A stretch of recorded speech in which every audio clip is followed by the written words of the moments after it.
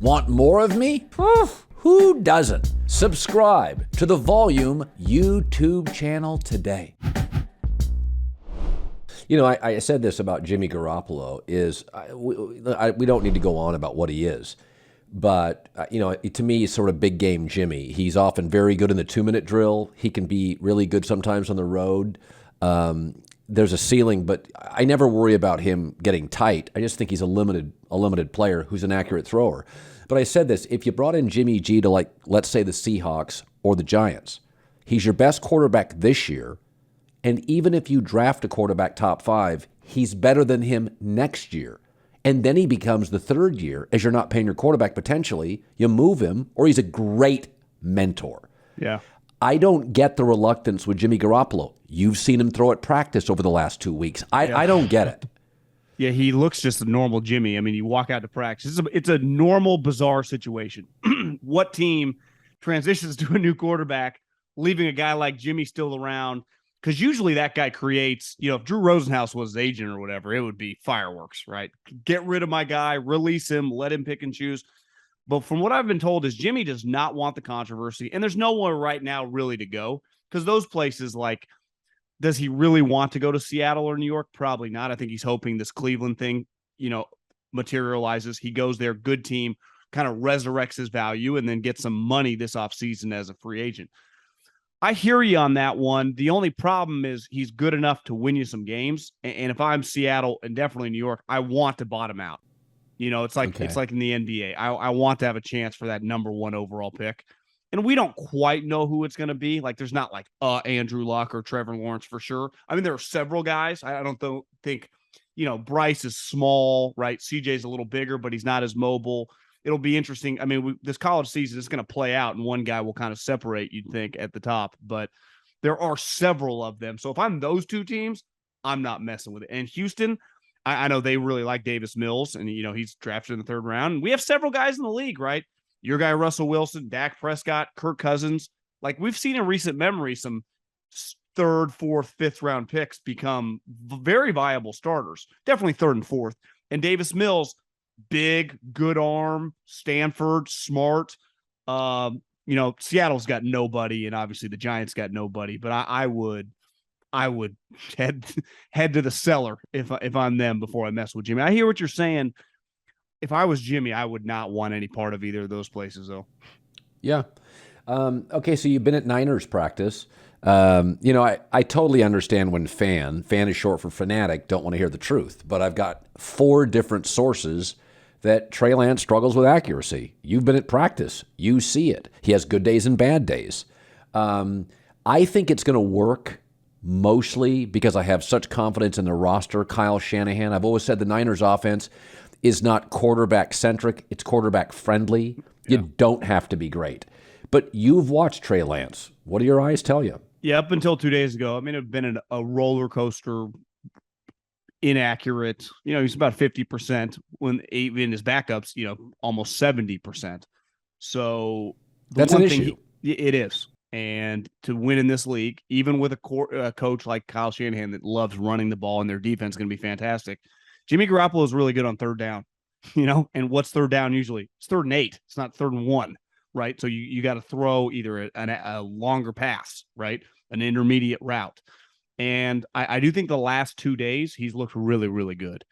Now, what he has going for him, like Mahomes several years ago, is he's inheriting a really good team and a really good coach. And unlike even Mahomes that first year, his defense is going to be fantastic. And offensively, the one thing with practice with his quote-unquote inaccuracy is him and Debo are trying to develop down the field. I think they're just trying to see if there's something there. Because Debo behind the line of scrimmage, quick screens, hand him the ball. They've really kind of forced that, and that's what training camp's for. The other thing is Kittle and Bosa are on kind of unique training camp packages. It's like, we know what these guys are. We need 17 of these. They're proving nothing. So Kittle's not a huge part of practice, and he's going to be if he had practice, and he's a great practice player. Clearly the Niners are like, listen, you come in great shape. We're cool. We'll just ease you in. He's going to add 5, 6, 8% to Trey immediately, right? Big target, it's quicker. Good point. But ultimately, what Kyle, like, I worked for Andy Reid. Andy Reid loves throwing the ball. It's why he ultimately needs a throwing quarterback, and him and Mahomes are match made in football heaven. Kyle does not. I mean, his family motto is run the football. And he is going to run the football a lot. And they have so many running backs, and their offensive line can run block. At Kittle, use check. I mean, they're one of the only teams that use the fullback, and he's a fantastic player. So they basically have 7 offensive linemen. I do think Trey, he'd have to be pretty bad for them to struggle. Colin, I think they're going to be pretty good. Unless he just implodes, which is always possible. Football's hard, but he's a high-level guy. He's going to make some mistakes. I know you and me agree on this. Like, picks, I can live with picks. It's just as we talked about with Daniel Jones, are you airmailing someone on 3rd and 8 when the guy's open to keep the sticks moving? Tie game, 4th quarter. It's plays like that you're going to have to live with him improving as the season comes on or goes on. But I do think there's a lot there to be very bullish on as a player. So, listen, I think the Vikings are going to be the most improved team. I think the Patriots have a chance to be one of the bigger drop-off teams. I think the Bears are going to implode. I think they could be the worst team in the league. But it's interesting with New England. So this was floated to me a few weeks ago. And it's a theory that Belchick looked at the schedule. The last 7 games, they play like Pro Bowl quarterbacks. So New England needs to start pretty quick. And by not naming an offensive coordinator and not giving Mac Jones any snaps in the preseason, they will have a September element of surprise. There are no trends. Matt Patricia's never called plays. And that Belichick knows we got to get off to a fast start. Yeah. Now, Belichick, September's always been his experimental month. But I think Bill can look at things. I mean, he knows he can't force Josh Allen to punt. There are things he knows. Miami has upgraded significantly on offense with Kyle Shanahan's system. So that's the only thing I said the other day, if you were sabotaging the Patriots, you'd do 3 or 4 things. Overspend for mediocre free agents, cut your best corner in a passing league, piss off Tom Brady, and have a weird draft with players, if you leave, have no value. Oh, yeah, and make defensive coaches offensive coaches. It's weird. What do you make of what they're doing? Because I can't figure it out. Well, right when you flipped on the preseason game, they had a couple guys coming back from injury on defense, and I think it's fair to say I'll give him the benefit of the doubt. Their defense, even his son coaching the defense, and Gerard Mayo, the former linebacker, I think they'll be fine there. They typically always are, even though they don't have like as famous of guys as they used to. Offensively, like, I think it's pretty embarrassing to do what they're doing. I mean, do you remember the play last year where Joe Judge, and he technically wasn't the offensive coordinator because he couldn't. He didn't know how. He ran the ball on like 3rd and 9 they were pinned back at the 3-yard line. And then like that was, I think, late in the season. It was basically like, you got to fire this guy. And he didn't last much longer. And Patricia, I mean, Stafford, who clearly is a really high-level guy and gets along with everyone, despised the guy. Now, that's been the case for a lot of Belichick's coaches, right? Wow. Just when they've been the head guy.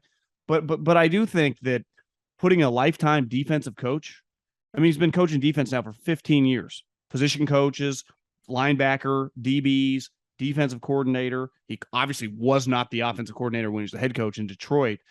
To call plays, like, is insane. The only way I can wrap my head around this is he's trying to save his owner money, because both these guys are still getting paid by the Lions and the Giants.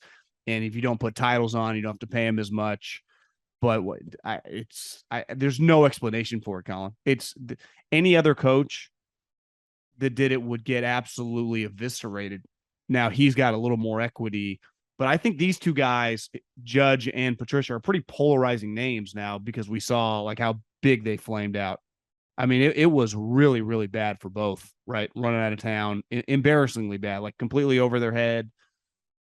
Remember, Patricia screamed at the reporter for not sitting up straight, as he's, listen, I like to eat as much as the next guy, but he's just a slob, And let's face it, the other thing is that as a defensive coach, they got dramatically better when Flores jumped in the next year. Wasn't he the defensive coach when Nick Foles was slicing and dicing them? It's not like they were as buttoned up on defense. The Patriots have been better post-Patricia on defense with Flores and then Belichick and his kid. They have been much more buttoned down on that side of the ball since Matty P took off to Detroit, and now he's back working on offense and doing Ernie Adams' job. Yeah, you can't lose Ernie Adams and Dante Scarnecchia Like there are certain people in any company that are just pretty vital. And it's fair to say that those two guys play a role that are just, Well, think about and this. I think a lot of people, Patriot guys, say Josh was a pretty powerful individual in that building too. Yeah. So in the last 3 years, they've lost Brady, Josh McDaniels, and Dante Scarnecchia. The best quarterback of all time, the best offensive line coach of all time, and the best coordinator offensively in the league. I mean, I'm sorry. And, I said today on the air, you got to do 4 things, and the Chiefs do all of these well. The Rams do these well. Offensively, you got to draft it and draft it. You got to draft well. Patriots don't draft offense well. You got to develop it. They don't really develop offense well.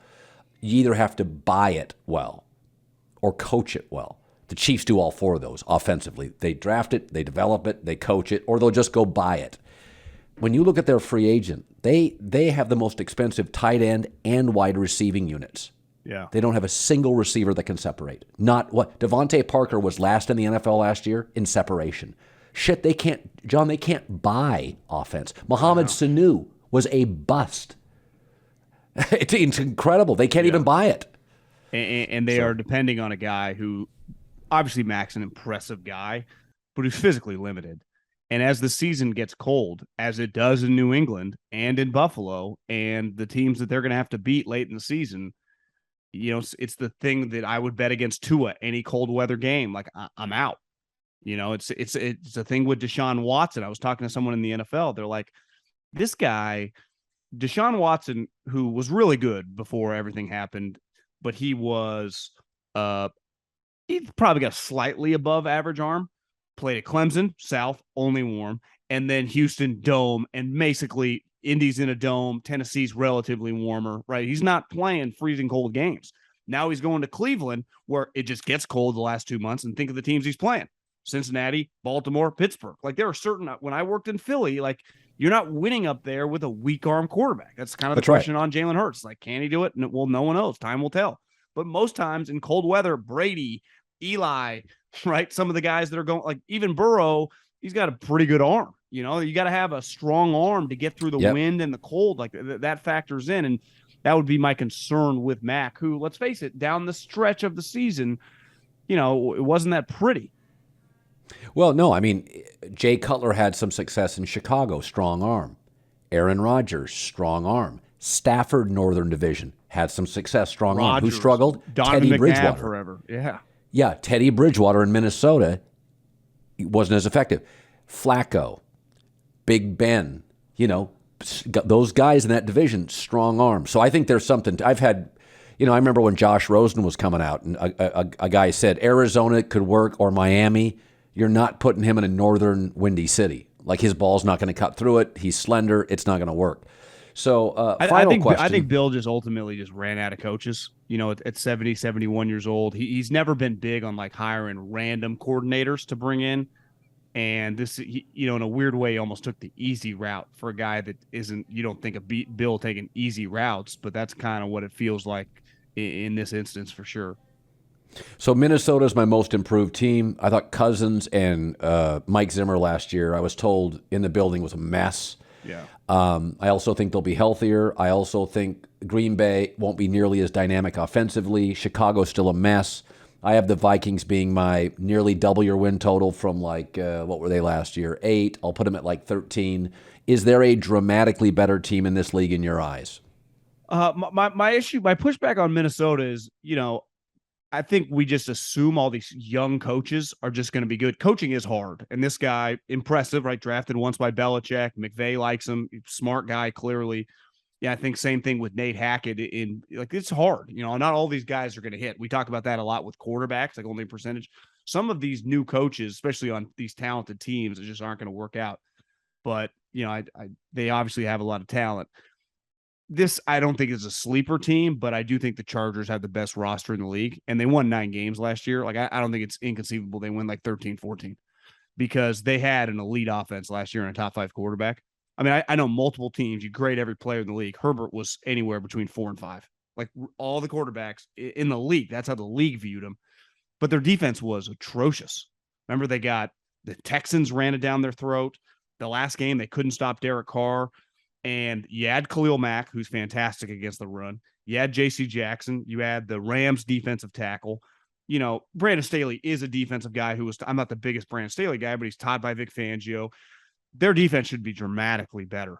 And we know how good their offense is. They're rolling everyone back. So I just think on paper, like if you told me Andy Reid was the coach of that team, I'd be like, they're winning 15, 16 games. So if Brandon Staley is just solid, I mean, they probably should win the division.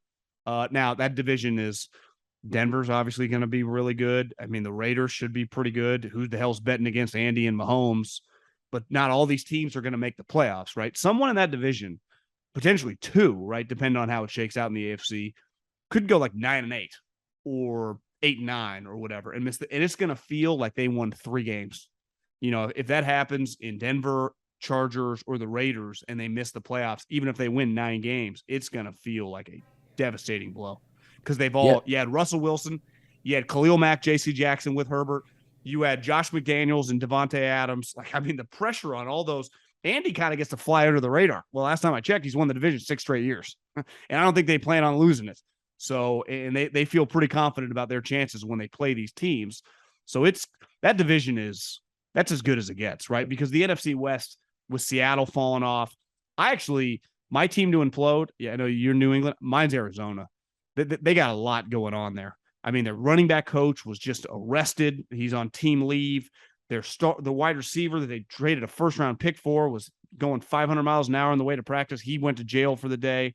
It's got a lot of moving parts. Now they got midseason hard knocks. Now the pressure, you make the playoffs, can you do it again? It's just like, are they just a lock playoff team? That they swept the Niners last year. I don't think that's going to happen.